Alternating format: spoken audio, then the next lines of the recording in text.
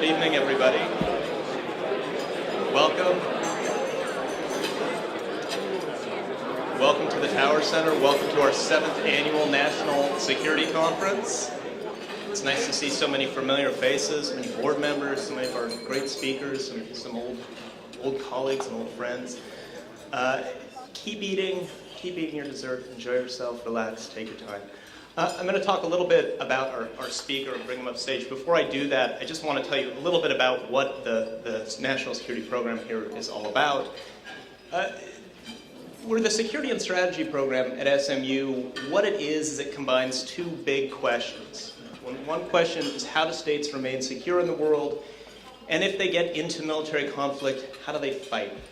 So you have two different fundamental questions. How do you achieve security, and then what is your strategy in the event of military conflict? And we encourage a great deal of collaboration. We want students exposed to political science and history and physics and computer science and everything. These are big, important questions, and they can't be handled by one discipline alone. So it's a place for students to come and hear from a lot of different scholars from a lot of different backgrounds. But that's not enough. The real point of the Tower Center is to connect political theory with practical politics. That's what we do. In the spirit of John Tower, who was both an academic and a practitioner for a very, very long time, and who worked very closely on defense issues in academia and in public service. So SAS at SMU is trying to look at these vital questions from a variety of different perspectives and educate undergraduates, like the President Scholars, the Hunt Scholars, members of the Tower Center Student Forum, for careers in this business, to learn to think hard about these issues as an undergraduate so that when you get out of this place, you're going to be ready to take over the world. What this gathering today and tomorrow does is in that spirit as well. We're going to ask some big questions about the rise of China, the American response, and what it all means for national and international security. And we're going to start at the big theoretical level. We're going to ask big questions about what China's rise means, how the United States is thinking about it, how other regional states are thinking about it, and how they can and should respond to it. But after that, we're going to start to drill down into some practical issues. If there is a military conflict, what would that look like? What are some of the real issues when the rubber meets the road? We're also going to look at issues for the defense industry. If China, if East Asia becomes the real long-term focus of American grand strategy, what does that mean for the industry? What does that mean for procurement? What does that mean for the actual issues which drive a great deal of policy discussions in DC, and indeed in the Metroplex, given the size of our industry in this area? To kick things off, we've got nobody better positioned to talk either at the theoretical level or the practical level than our keynote speaker tonight, Thomas Finger. Tom is, he's back at Stanford.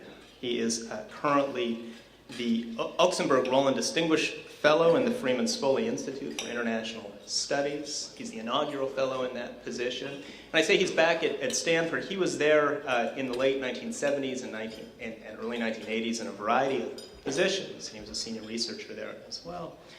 And in between, he's done a few other things.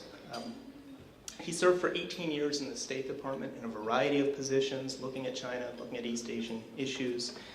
And he also served in various intelligence roles in the Bureau of Intelligence Research, and then most recently as Deputy Director of National Intelligence and as Chairman of the National Intelligence Council. A broad career, seeing the same issue from a variety of different perspectives, both in and out of government. And a fine scholar. As I say, he's back at Stanford now. He's the author of the recent book, Reducing Uncertainty, Intelligence Analysis and National Security. And I can't recommend it highly enough. It's a fascinating read. So it's wonderful to have somebody who is such a distinguished career, scholarship, and public service. It's a perfect way to kick off this conference. Please help me welcoming Thomas Finger.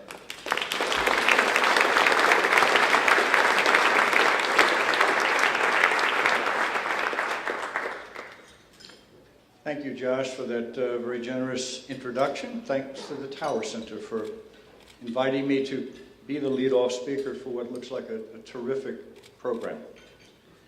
To the students who were urged to take over the world, he didn't mean that literally. He meant to lead the world. When Josh asked me to do this, to speak to three subjects that may or may not, in his approach to me, be linked. Grand strategy. Does the United States have one? Should it have it? If so, what is it? China, China's rise and its significance, and intelligence. What does intelligence have to do with either grand strategy or China's rise and the response to it? I was delighted by the way he framed the subject, because it enables me to pull together different strands of my own career and to think about things that I did more than thought about. To reflect, there was a chance for me to reflect back on almost 50 years of my own career. It's 50 years this year that I started working on China. The story I'm going to tell you tonight is mostly a good news story. That we do have a strategy of sorts. It's been pretty coherent and pretty consistent for decades, and it's also been pretty successful. And I think intelligence has had a role in facilitating that success. I'm going to attempt to demonstrate that to you briefly. I recognize that some may hold a different view, that policy over the last almost 4 decades has created a monster, created a strategic rival, and made it very difficult to deal not just with a rising China, but with East Asia, which is by any definition a region of superlatives. The most people, the largest economies, the largest militaries, the most nuclear powers, the largest foreign exchange reserves, and on and on and on. That we must be actively engaged in this region, and you cannot be engaged in the region without being engaged with China. So I'm going to try and describe the relationships of intelligence to grand strategy to China policy, and then looping back into intelligence. A truth in packaging. The operational side of this. I've been involved directly or indirectly in the building the relationship with China since ping pong in 1972. I was on the American team that received the Chinese and had the first conversation. The very first question I was asked was, could I please give an update on the state of the peasants in America? Illustrating the width of the gap in mutual perception and misunderstanding. In the Ford and the Carter administrations, I was the informal trial balloon guy during normalization negotiations. I negotiated the agreement that brought the first students that Jim referred to. And I had a role in monitoring and informing policy inside the government. I'm going to touch lightly on many points. I hope that if anything is not clear, you will ask me during the question and answer period. But let me begin with some definition of terms to make sure we all have the same ideas in mind when I use words like strategy and grand strategy. For me, strategy is an approach. It's a plan to achieve specific goals.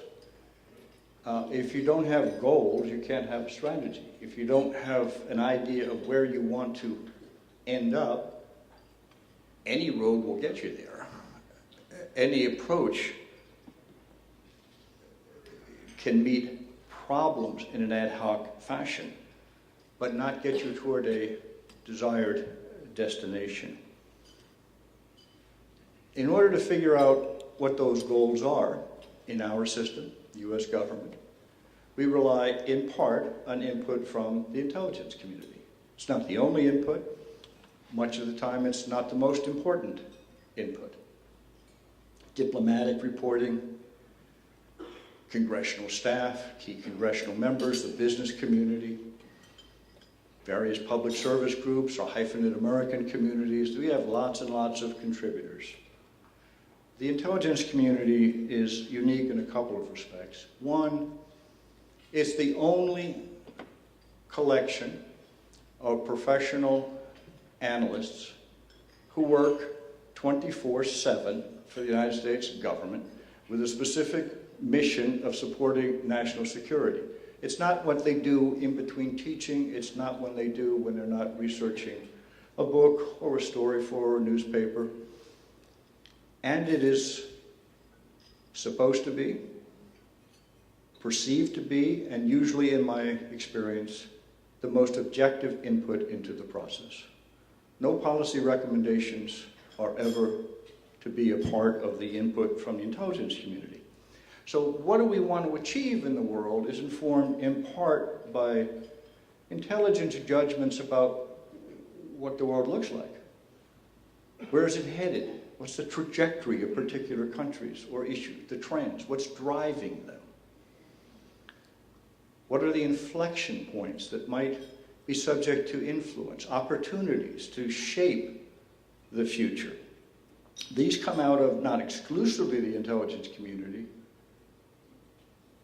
but that is the source of input that should be the best informed, with access to everything that's available to everybody else in the country, plus the classified information that is sought out, sometimes successfully obtained, specifically to support U.S. national security objectives. Grand strategy, as I use it, it's an overarching, integrated structure subsuming specific policies and strategies to achieve specific goals. Ideally, in our system or any other, the goals we have are compatible, consistent, mutually supportive across all kinds of policy areas. The strategies to achieve particular goals are consistent with, reinforced by, and reinforce objectives to approaches to achieve other goals. Otherwise, it's totally ad hocism, and if it works, it's the result of dumb luck, not strategy, not logic. The purpose of grand strategy, again, as I use it and as I think about it, is among other things to provide guidance to the bureaucracy and to explain to the American people what it is that our government is attempting to do. Having been a bureaucrat for 19 years, you need guidance. You need to have internalized what is it that we're trying to do, we as a nation. It's not a written instruction to do something. It's an understanding of the holistic objectives, purpose, and, yes, strategy for achieving it, so that you can look at individual factoids, tackle individual problems through the lens of an understanding of the overall goals and the strategy to achieve them. Explaining it to the American public. We have a history that is at best, or most generously, uneven in the effectiveness, the efficacy, the clarity with which public officials have explained what we're doing to the American people. And that's of critical importance, of course, in our system. If the American people don't understand it, it's very hard to get support. Or the support that is there is fragile, because it's support for a personality, a party, an administration, rather than support for a goal and a strategy to achieve it. It also, the grand strategy, gives guidance to the intelligence community. There's a lot going on out there, folks. What do you collect on? How do you assign priorities for allocation of resources? How do you decide what to call to the attention of policymakers, decision makers, military commanders of various kinds? It's guided by the understanding of what I'm calling strategy and grand strategy here. There's an inherent challenge in presenting grand strategy to external audiences. It's one of those classic, if you can't fit it on a bumper sticker, it's too complicated. not as an insult to the intelligence of the American public, but because if you got to explain what it is, it's not self-evident. If it's not self-evident, it can't command the attention. Think of the ones out of history. Defeat the Axis. Contain the Soviet Union. Right? Everybody knows right away, what does that mean? What are my priorities? We have not articulated a comparable grand strategy since the end of the Cold War. I'm not faulting anybody. I'm simply stating that as a fact. We haven't done it in part because there has been no single overriding threat that could begin to approach that of World War II and that of the Soviet challenge.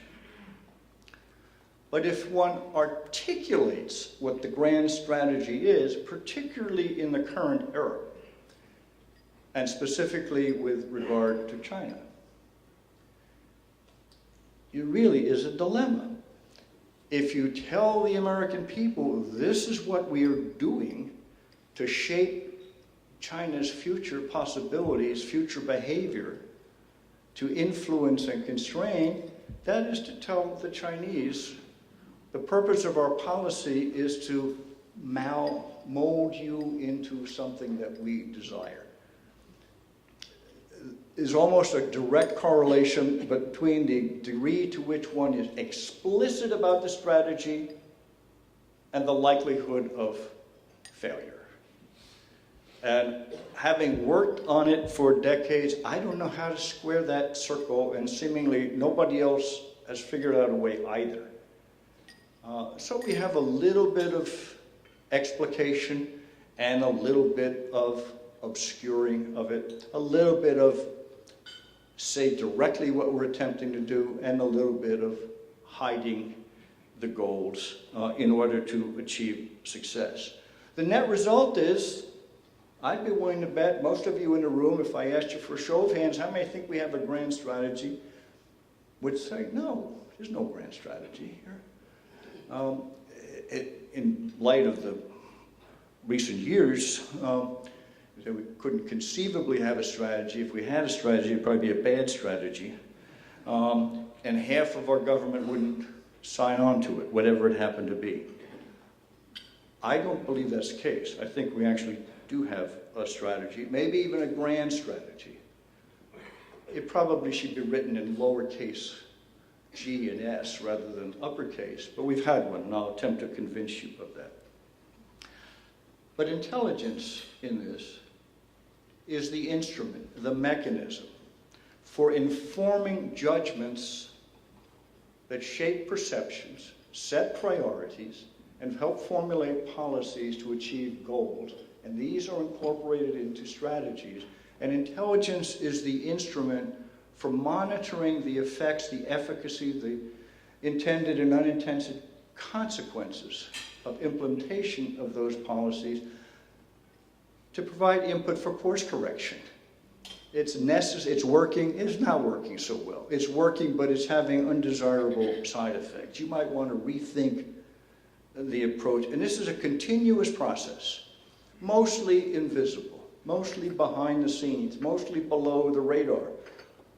When it gets up to a level of visibility to the American public, through the American media, there's a problem. It gets there, in my experience, when somebody is really unhappy and losing and goes outside and tries to reopen the debate in the public arena.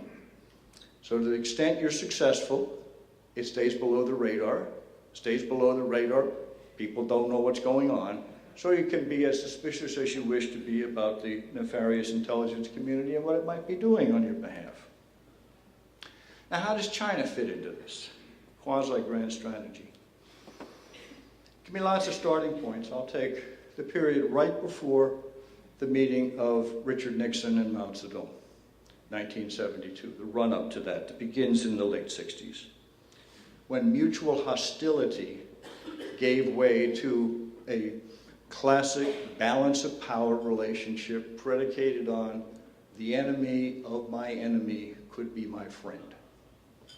It wasn't much more elaborate than that. I'm afraid of Moscow. You're afraid of Moscow. Let's talk. And this common interest didn't require that they love us or we love them, that we trust them very much or they trust us very much. But it did cause a rethink in Moscow. It was very useful. Why did Mao and Nixon, and more specifically, why did Nixon and Kissinger think it was an opportune moment to go? Now, I'm sure Henry Kissinger would tell us because he's so smart. And that's not incorrect. He is very smart. But a part of this was the judgments made about the insecurities of Mao and Chinese leaders, about the results of a decade of policy of having two enemies, us and the Soviet Union, culminating in a military clash on the border between China and the Soviet Union, huge buildup of troops on the Soviet side of the border. Concern about the state of the economy in China and a desire to be able to reallocate effort. It created a window of opportunity. The intelligence community, among others, not uniquely, but with the added weight that comes from some of the classified information that fed into it and the professionalism of the analysts who were working on this. A chance to illustrate another aspect of the intelligence community. We used to be in it, very rarely make theoretical breakthroughs of the kind that excite my academic colleagues. But much of the time are operating at or off the map. That we were trying to adjust to what's the relationship between two giant communist states that had had a falling out. Did one become less communist? Is this a joke? Is this a trap? How far can you go? These kinds of judgments, in retrospect, it's very easy to be smart. When I put on my academic hat and write books, it's very easy to look back and figure out how it got to where it turned out. But in the late 60s, this wasn't at all clear. This was a big gamble, quite beyond the political gamble that Richard Nixon took in presenting it to the American public. The possibilities for the relationship changed after Mao died in 1976 and getting to the late 1970s. Deng Xiaoping and his colleagues decided to abandon the approach that Mao had used to national security for China and development for China. The Carter administration saw this as an opportunity. That China wanted to abandon a quest for a uniquely Chinese autarkic model of development grounded on a socialist economic model and was looking for something else. It was beginning to look at countries in the region that had demonstrated success. Japan, Taiwan, in a very nascent form, South Korea. The convergence of China looking for a new approach to stability, security, development, and the attentiveness influenced by the intelligence judgments of the Carter administration. See, there's an opportunity there, maybe. That Nixon wanted a partner against the Soviet Union. Carter administration, if China's going to be a partner, it's a lot better to have a strong partner than a weak partner. If we're going to lash ourselves together in a kind of a three-legged race, it's a better idea if the other guy is strong or modern. And a decision that the Carter administration to engage with China to facilitate its entry, and don't forget, China joined what was then the free world system as the only non-ally, non-democracy didn't have to change its system. It was invited to come play in the US-led free world system. And it got there a decade ahead of anybody else. It's used that head start well. China saw this as a way to modernize quickly, to become stronger, to become more self-sufficient, to become less vulnerable. The US saw this as a way to make China more prosperous, more stable, more secure, more influential. That litany has been repeated by every president since Richard Nixon, across 8 administrations.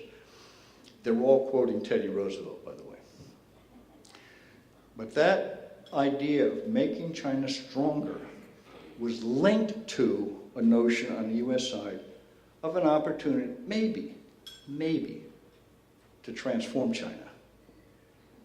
That overstating, oversimplifying it, a judgment that China could not become truly modern. It could not become sufficiently strong and influential to really threaten and challenge the United States unless it had become so enmeshed in the international system that it wouldn't matter. That its stake and its future would be tied to that liberal international order. And my argument tonight is that to the extent we have had a consistent grand strategy for decades, is to maintain and strengthen and expand the liberal global order that grew out of the free world system. Open access, very tolerant of differences. People want to stay in because they're getting benefits from it, rules-based. We happen to lead it, but we don't have to lead it in terms of our mind. As long as it's rule-based and everybody's playing by the rules, that's okay. So that's the overarching grand strategy, engaging with China to make it strong, near-term, to counter the Soviet Union, but also to give it a stake in that liberal order. And an assumption that it could not succeed and wouldn't want to succeed outside of participation in that order. And that, as some of us put it at the time, the Chinese strategy of using it for a while and pulling out was a strategy to be a little bit pregnant. You're not. You are pregnant or you're not. And if you were coming into this to benefit from it, you're in. If you drop out, you're not getting honored. May be wrong in that judgment, but that was the judgment underpinning the strategy. Now, as I implied a second ago, the United States and China may have been in the same bed here, but we had very different dreams. Using Chinese aphorism. The Chinese envisioned at the time, and to some extent still, participation in the global system, US-led global system, as a temporary and partial phenomenon. They were going to change as little as possible while doing only as much as necessary to take advantage of participation in the international system. Access to technology, to capital, to training, to markets. And that at some time, at least it was initially presented in a relatively short time, they will have had a step function improvement in modernization, economic strength, technical capabilities, military capabilities, and they could kind of drop out and stop paying so much obeisance to the foreign imposed rules and norms. The American approach, embodied in the grand strategy with a small G and S here, was good luck. We don't think you can do that. We're willing to help you big time. It wasn't grudging assistance to China's developmental effort. It was kind of full bore. Be helpful to in a belief that it would transform thinking, the economy, pluralize the economy, you pluralize the society, you pluralize the society, you pluralize politics. It's the essence of democratic theory for those of you who study those kinds of subjects. the jury's still out at some level on whether the Chinese version or the American version of the dream was accurate. As of tonight, it's my judgment that the American expectation has been fulfilled to a much higher degree than the Chinese expectation of this. In that sense, the strategy is working. That this embodies the classic dilemma that I pointed to earlier. As we have gone through ups and downs in our relationship with China, and there have been many, I am not one of the people who gets real excited every time there is a momentary blurb, part because I've been along for the entire ride, and the differences at the beginning were really big and really frequent. Now we have lots and lots of little problems. Some very significant challenges in here, but we have more problems because we have more interaction. Think about it. We have almost no issues with North Korea or Cuba. None. Well, nuclear missiles for Korea, human rights. That's it. We have no issues because we have no contact. We bump up against China in a million ways, bilaterally, regionally, on global issues, in the United Nations, in negotiating together to address the Iran nuclear problem, and so forth. Do they see the same way, the issues the same way? No.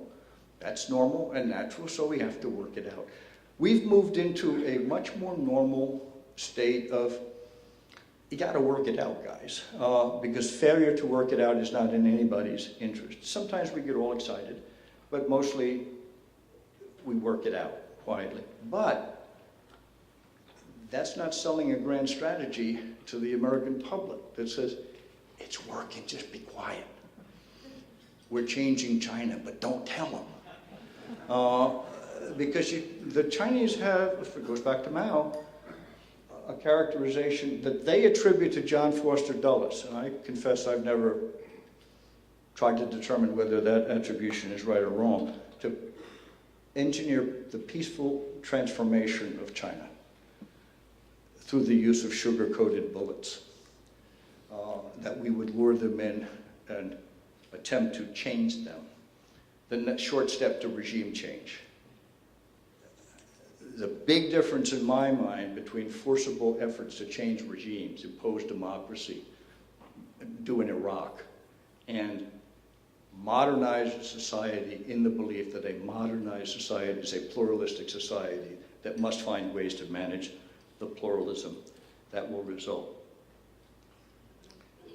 The U.S. strategy to assist China's development and modernization in the 4 decades I've been involved in it has always been a contingent one. That we knew we wanted to be engaged, we knew we wanted to bring China into the liberal global order, and we thought we knew in gross terms how to do that. That the revitalization and recovery of Europe, the formation of the European Union, the growth of the European economy to exceed our own, the rise of Japan, the rise of South Korea. We'd seen this movie before. We'd seen the efficacy of the policy before. We'd never tried it on the scale of China.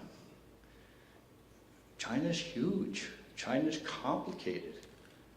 China's got a very different cultural tradition, different set of expectations, so it might not work. So it's always been contingent. It's never been a grab the panda and hand in hand into the sunset here. It's been filled with hedging. Hedging on the Chinese side, hedging on the American side. It not only is prudent to hedge against uncertainty, sort of hope for the best but prepare for the worst, it would be politically irresponsible not to hedge.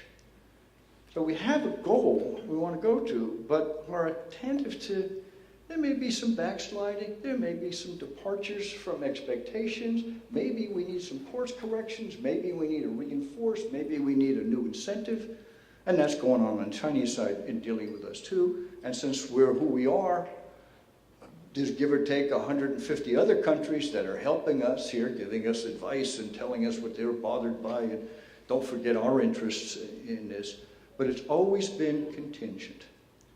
Each next step is predicated on sort of what happened in the previous step. Continuous adjustments and change.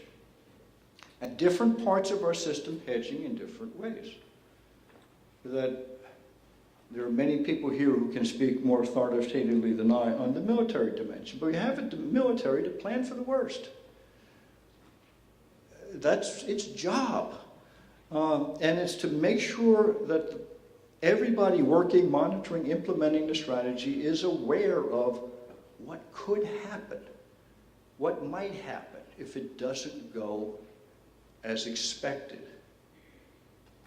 And we prepare for contingencies. So do the Chinese. So do third countries. We have to manage the danger that's always there that the hedging not become a self-fulfilling prophecy here. Not be interpreted as a revelation of true intent. That's another place in which intelligence plays a key role. Exactly what is happening? Why is it happening? How is it happening? How is it being perceived? What are the opportunity costs inside the system and so forth, so that there can be effective contingency preparations, hedging, responses to it.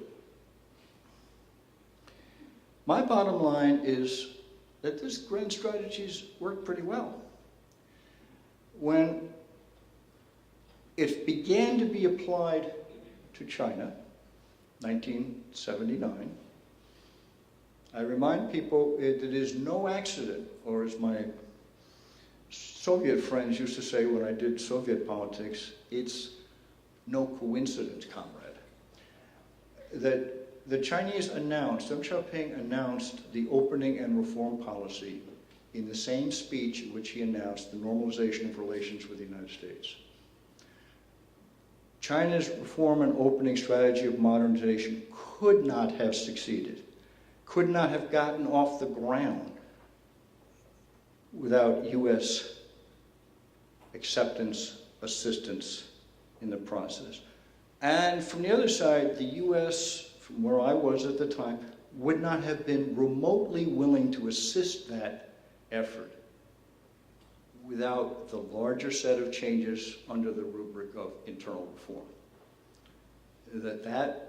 Both sides of this were necessary to kick it off. Now that we're almost 4 decades later, how is it playing out? China is clearly a lot more prosperous. It's also a lot more polluted. It's a lot more powerful. It is maybe somewhat more influential in international affairs, although its soft power, in my judgment, is still maybe something more than zero, but not much. That it just doesn't, it's not the model for others. They don't say, I wish my country were like China. They wish they could develop as quickly, but they don't want to be like China. We're still more of a model. We're not worse off. The U.S. today is more prosperous than we were. Our share of the global economy is almost exactly the same. It was 26%, roughly, in 1979, when we said, come on into the club, China. Get modern, grow, take advantage of the system. Today, we're about 24.5%, give or take. I mean, these numbers vary by 2-3% every year. What has changed is our population has shrunk as a fraction of the total population of the world from 6 to 4.5. So on a per capita basis, we account for more of the world economy than we did before China came in. It's helped us to maintain the economic and technological and innovative strength that we have. I don't think we have become a worse nation. The ways in which we have become a more chaotic politically nation, it's not China's fault. We did that all by ourselves. And that's a significant difference. I was in China last week. And our instinct is to take responsibility. If something's not working, it's our fault. the famous Pogo cartoon, we've met the enemy and it's us. That's where for China, it's blame somebody. I got blamed for Hong Kong, for the Philippines, for Japan, for Xinjiang, for Kazakhstan, and for India last week. I wish we were that good. It's certainly no worse, and I think a lot better, and the global system has expanded. It's now all but a handful of countries that are taking advantage of it, that have a stake in it. Many of it have a stake that is their stake in the global order is through China. It's through trade links, it's infrastructure links to China that have brought Central Asia, have brought portions of South Asia into the larger liberal order. To the extent our grand strategy was maintain, strengthen, expand that liberal order, that goal is being achieved. A couple more words on the role of intelligence. As I noted at the beginning, intelligence is sort of necessary to inform decision making.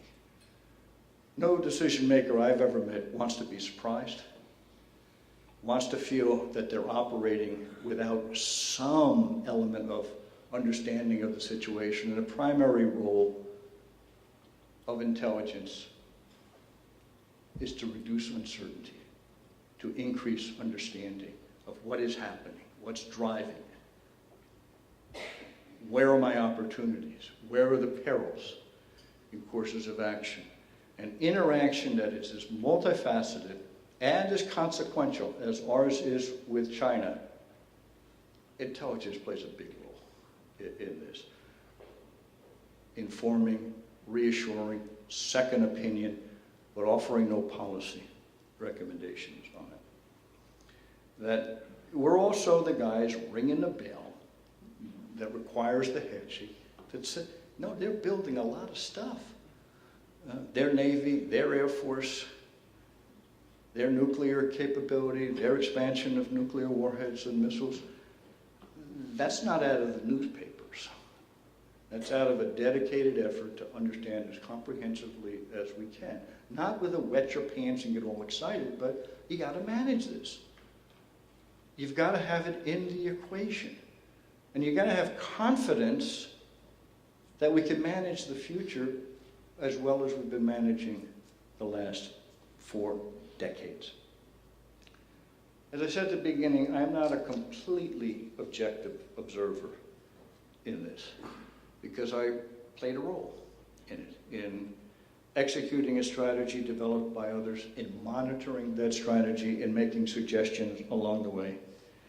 And have we been perfect? Of course not. This is the United States.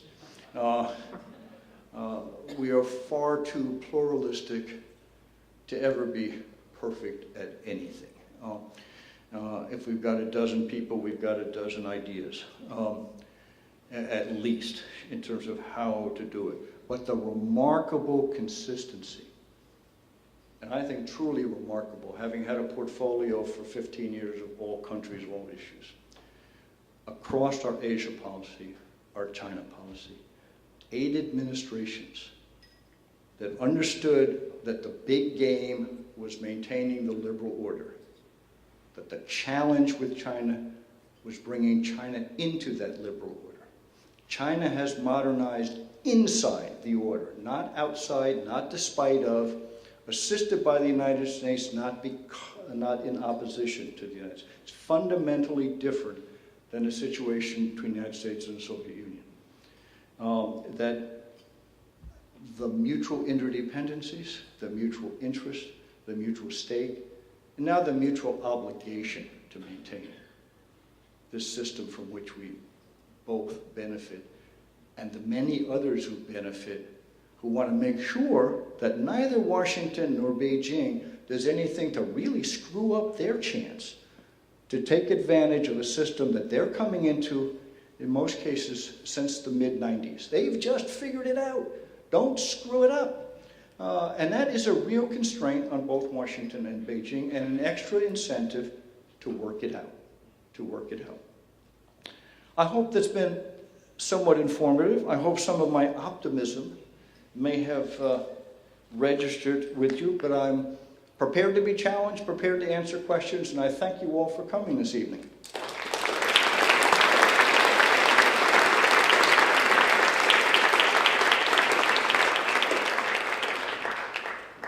Let Tom get a drink of water before we subject him to the fire. There will be mics coming around, but I'll take the first question. And I want to ask you about optimism. And not your optimism, but whether Beijing is optimistic.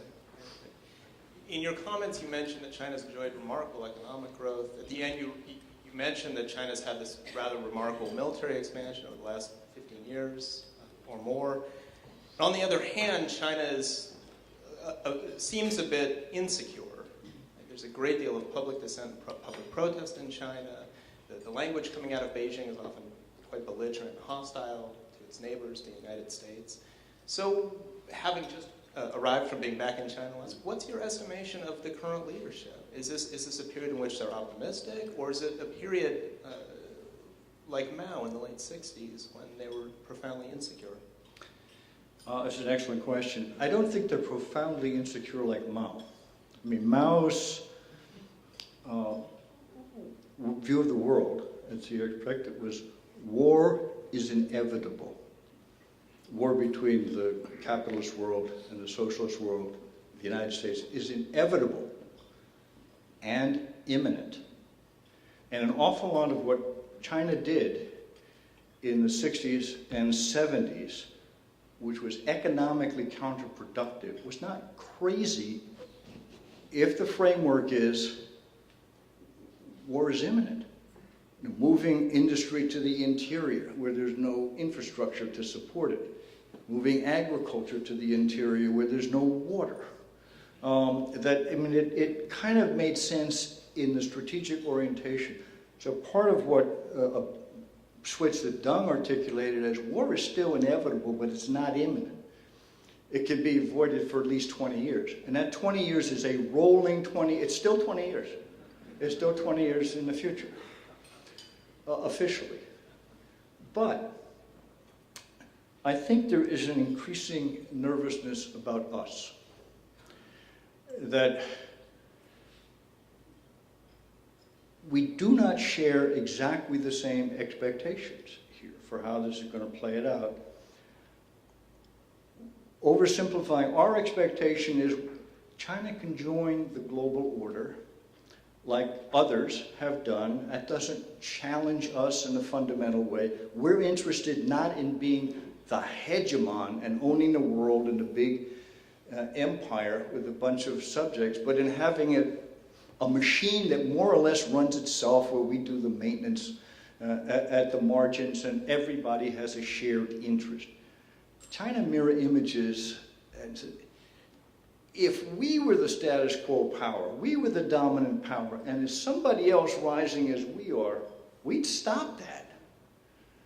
And the expectation as China's rise passes different thresholds, the next magical one seems to be when China's GDP surpasses that of the United States, that somehow will have a mystical significance, and we're going to pull the rug out from under it. And when they use language like containing and surrounding China, this isn't containment. We know what containment was. That we exchanged, if my memory is right, 11 students a year with the Soviet Union. One for one, physicist for physicist, poet for poet.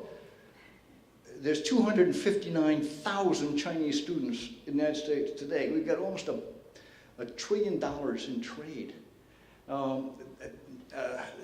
This is not containment on here. But as China's economy slows,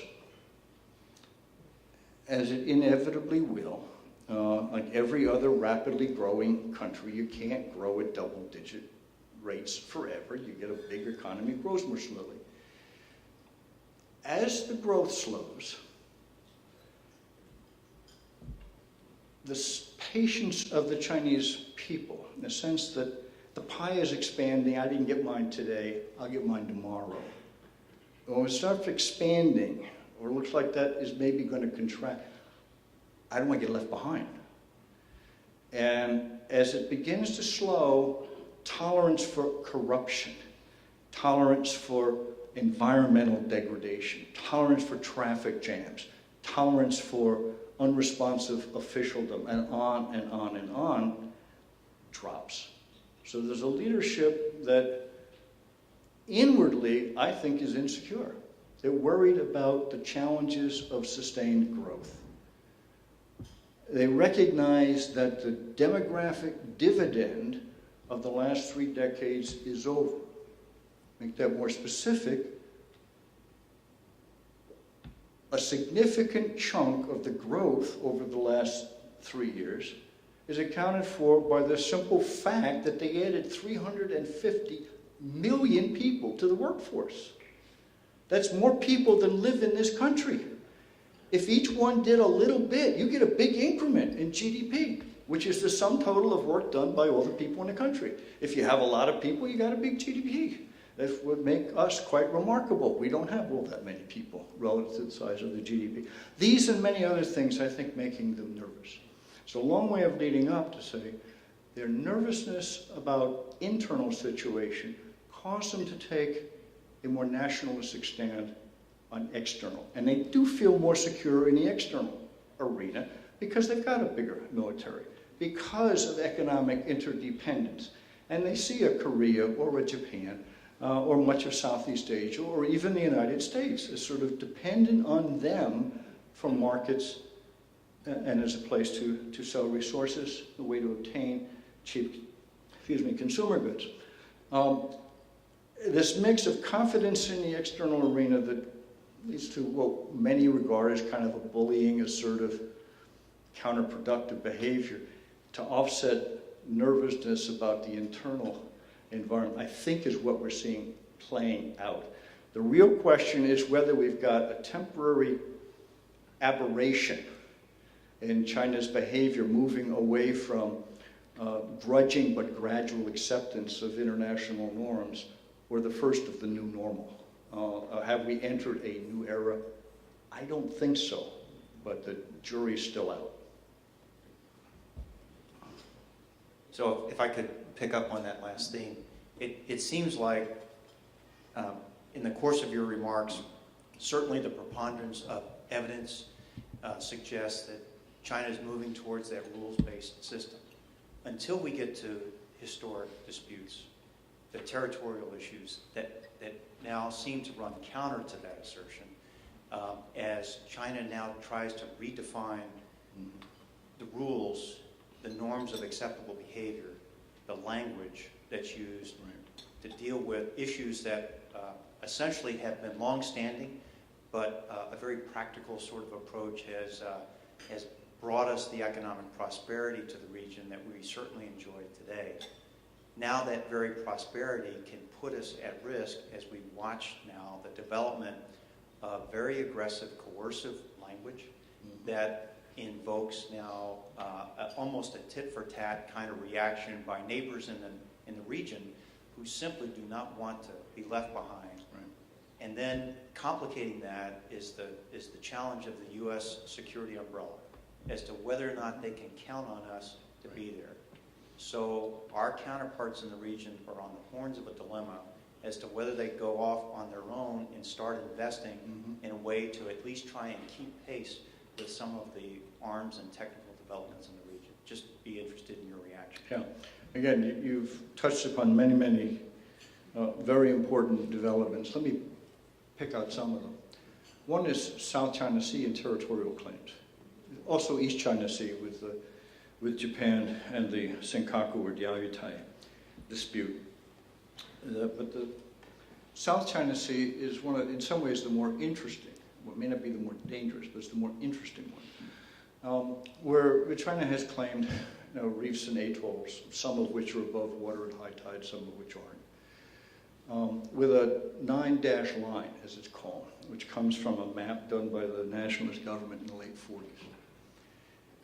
And the Chinese have, thus far, declined to explain what that line means.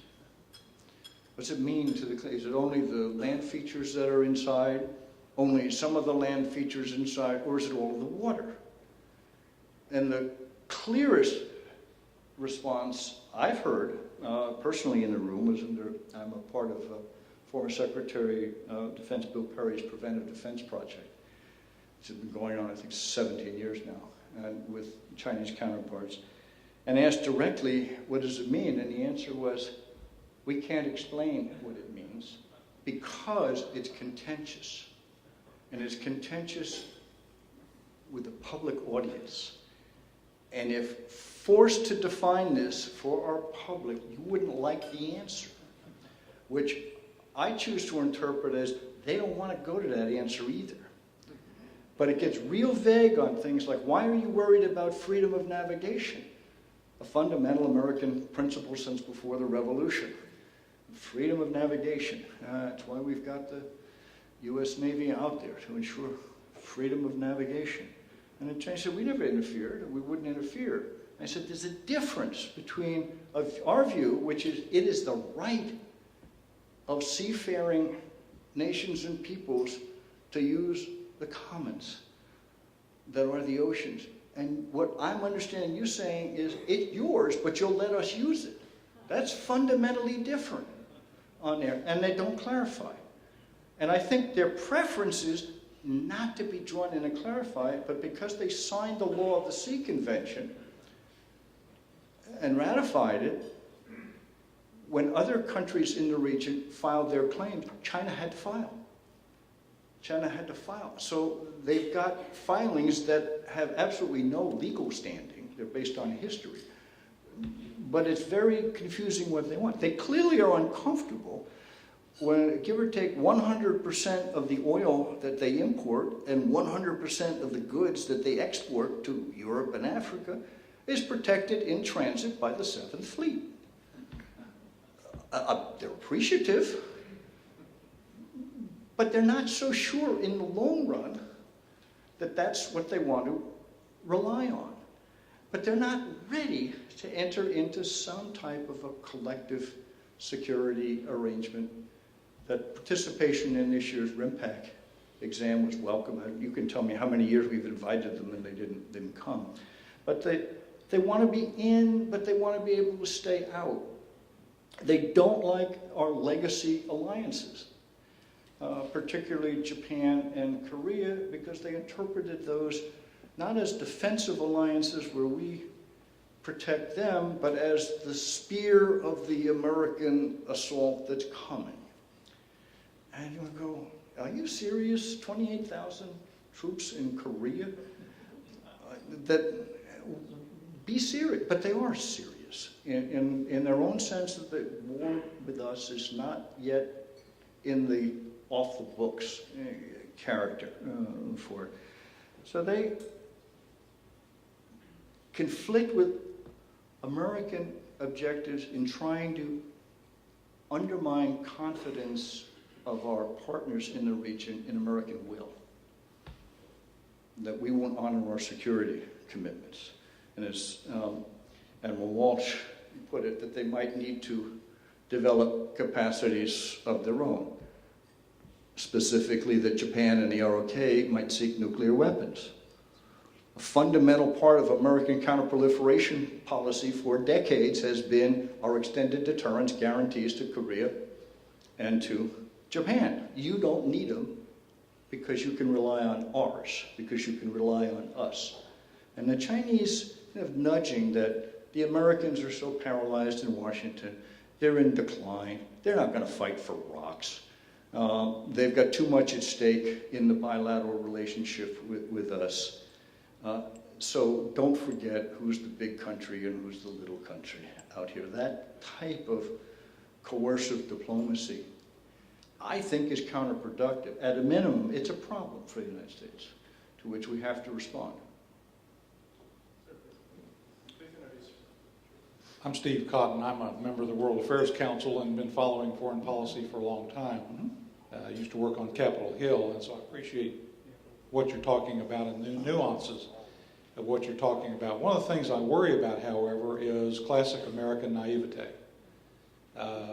We are a great and a good people, but we have been guilty of tremendous naivete on the global stage in a lot of arenas.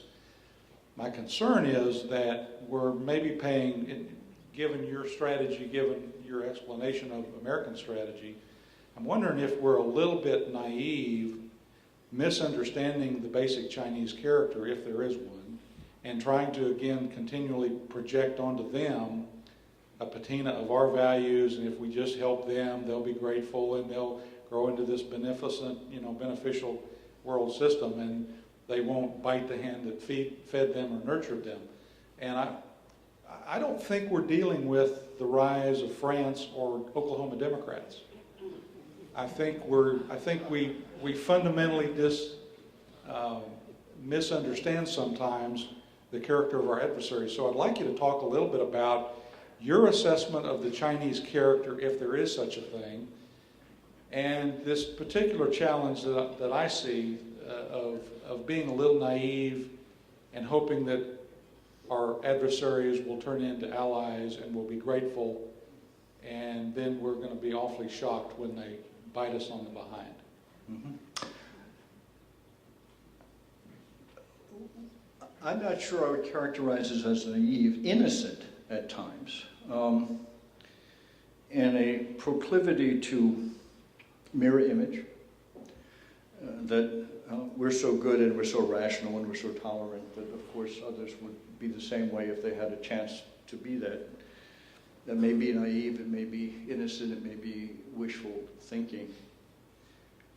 The but onto that, for me, is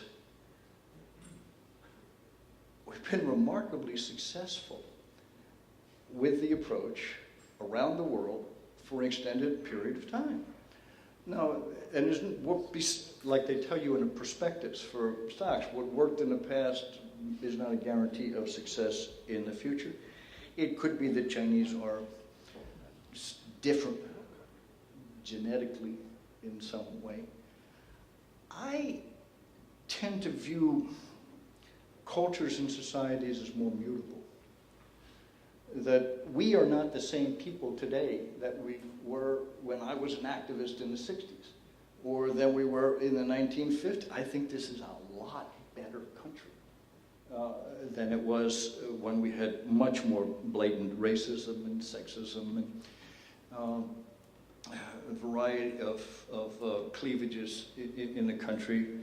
And we changed. And I think other people are capable of changing. And I think enlightened self-interest, opportunities, ability for self-realization, ability to understand one's interest and pursue the, call it the middle class mentality, middle class values, that makes bigger demands on governments.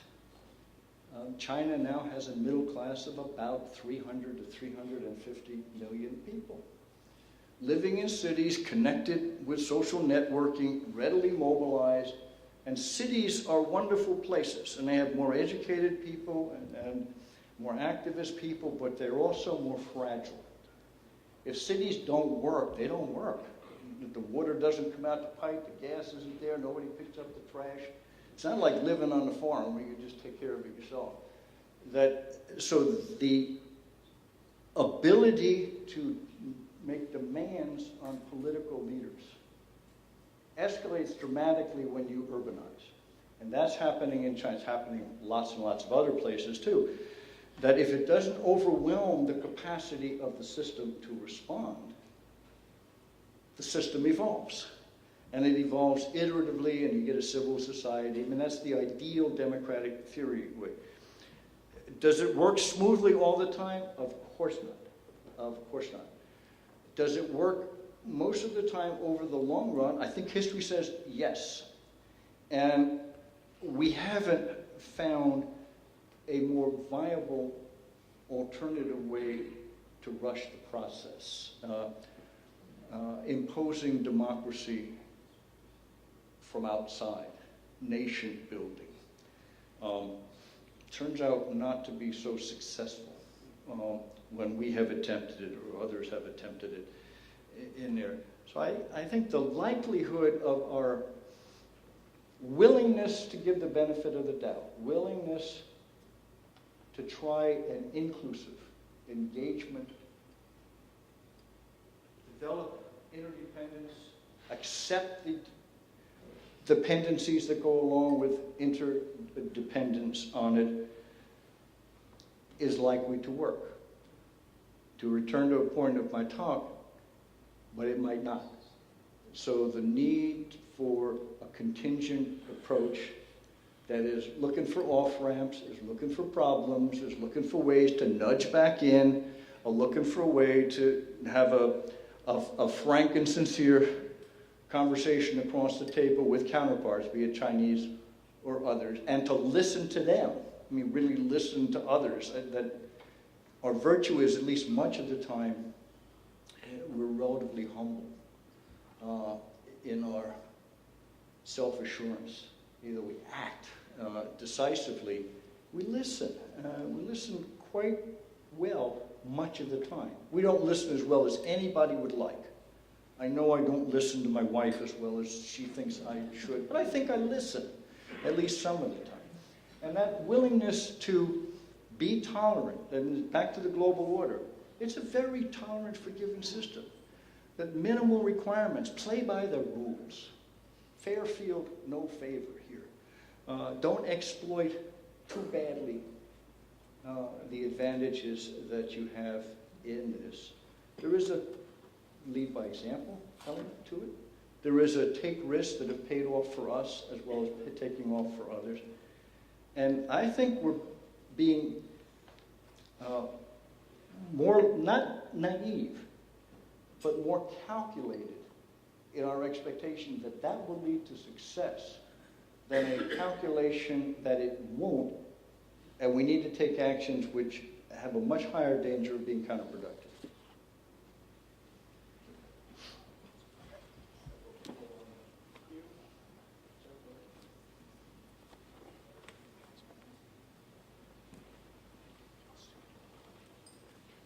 Hi, thanks. I'm Jennifer Lind at Dartmouth College. Mm-hmm. I think you gave a really nice characterization of the grand strategy, and I agree that that is generally the grand strategy to the extent that we can say that we have one.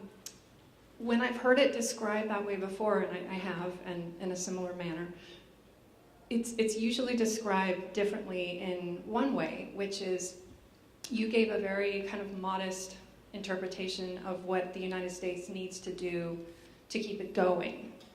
And basically you said, we got this thing going and we have all these partners and they're invested in it, and so we don't have to do a whole lot and it will keep going.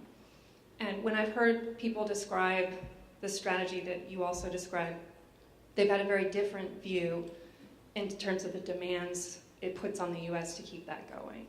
And generally they, I'm thinking about like the Kagan, the world America made, which the thesis is basically it's all going to fall apart tomorrow unless we're really on the ball.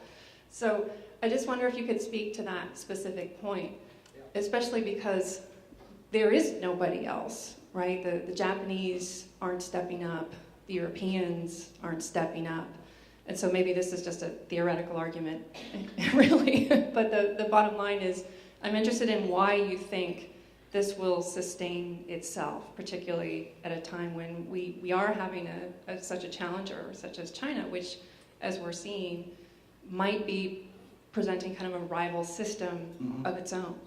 Yeah, to be clear, I don't think I said, I think it will sustain itself. I said that's the objective, is not to perpetuate American dominance, hegemony in the kind of neutral use of the term, but a system that can lead to something. We're not there. I kind of gag on ideas of the indispensable nation. This is getting into too arrogance and counterproductive. But you can't replace something with nothing. I can imagine moving towards a jointly, collectively managed global system to replace the global sheriff aspect, the role that we've played for 70 years. We're not there. And among the many dilemmas, as long as we're the default setting for the world, Ebola is a problem, the Americans will take care of it. ISIS is a problem, the Americans will take care of it. Putin and Ukraine is a problem. If you sit on your ass long enough, the Americans will take care of it. And that's been our default setting.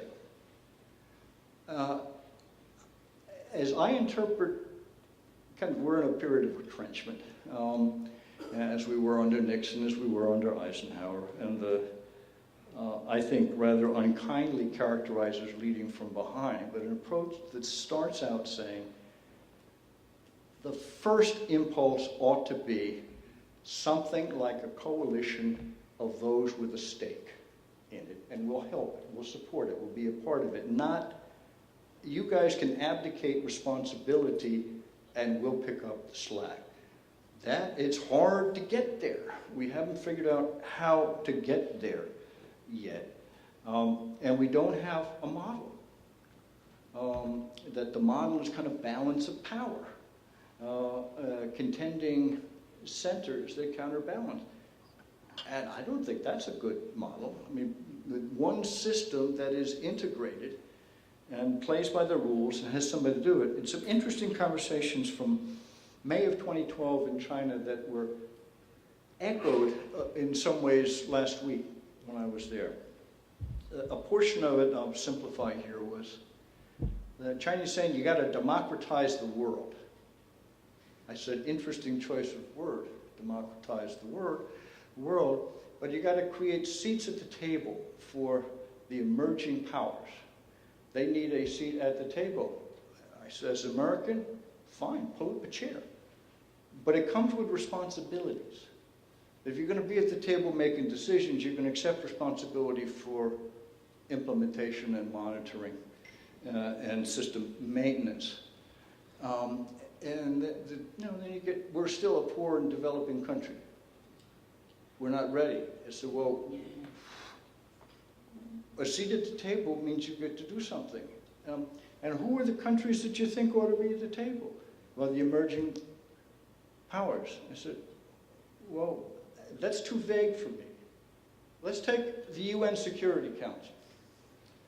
I said, that's a body we're both on, formed in a different era. I said, we'd add Japan and India and Brazil in a heartbeat. You oppose all of them. Who do you want at the table? If it's not the second most populous country in the world, the third biggest economy in the world, and the largest country in Latin America. And it goes nowhere in those conversations. But even as recently as 4 days ago in Beijing, is we recognize we need continued U.S. leadership in the world. That outside of East Asia, they say, and I think it's largely accurate, we don't have fundamental conflicts of interest. We have disagreements, but we don't have fundamental conflicts of interest. In East Asia, they see it as much more of a contested, conflictual relationship. So you've got to give us more space in our part of the world. We said, that sounds like spheres of influence, and we're not interested in dividing and drawing a line in the Pacific. We are an Asia-Pacific player, and we play, and we're not going away. How do we work this out together? And they don't have an answer. But I think the feeling or the recognition that the maintenance role that we play in maintaining stability and nervousness that they find by signs that we may not be so quick to jump into the world sheriff role as we have in the past may be destabilizing and therefore disadvantageous for them. And they haven't figured out how to have it both ways. That they want to undercut the existing alliances and carve out larger space for themselves by reducing the space occupied by us, but they don't know how to do that without bringing on near-term. I have bad news and good news. The bad news is that we are way over time. And there's a good... I apologize. No, there's a great reason for that. We could spend all night. This is really fascinating. There's about a zillion hands up. The bad news is you can't ask your question today. Good news is we have a fabulous day tomorrow, and we have a full day of panels. Tom will be here tomorrow. You can pin him down and ask him the question that you're dying to get to tonight. One quick reminder, our event tomorrow is not in this room. It's across the boulevard in the Hughes Trigg Center. If you don't know where that is, or if you're confused at all, please talk to us before you leave tonight. And in the meantime, I ask you that once again, please join me in thanking Tom and Fingard. Thank you all.